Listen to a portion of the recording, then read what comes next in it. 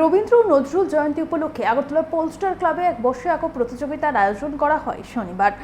এদিন মোট ৭৫ জন কচিকাঁচা প্রতিযোগিতায় অংশ নেয়। এই উপলক্ষে সবার মধ্যে উৎসাহ উদ্দীপনা পরিলক্ষিত হয়। রবিবার মেয়র দীপক মজুমদারের হাত ধরে বিজয়ীদের মধ্যে পুরস্কার বিতরণ করা হবে বলে জানিয়েছেন আয়োজকরা। আমরা শুনবো ঠিক কি জানাচ্ছেন তারা।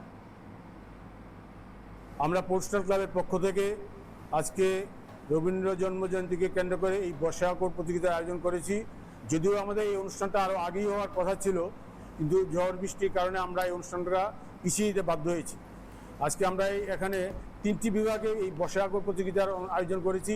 প্রথম বিভাগ 0 থেকে 5, 5 থেকে 9 এবং 9 থেকে 12, এই 3টি বিভাগে আমরা এই বর্ষা আঁকো প্রতিযোগিতার আয়োজন করেছি।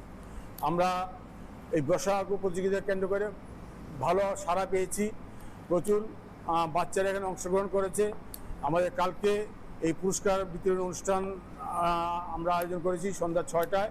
এই পুরস্কার বিতরণ অনুষ্ঠানে উপস্থিত থাকবেন আগরতলা পরিষদের মেয়র শ্রী দীপক মজুমদার মহাশয়। আমরা আজকে এখানে প্রায় 75 জন বাচ্চা অংশগ্রহণ করেছে। আমরা পুরস্কার দেব প্রথম 5 জনকে। যদিও প্রথম, দ্বিতীয়, তৃতীয় এই 3 জনকে পুরস্কৃত করা হয়, স্বাভাবিকভাবে আমরা 5 জনকে দিচ্ছি বাচ্চাদের মধ্যে একটা উৎসাহ জাগানোর জন্য।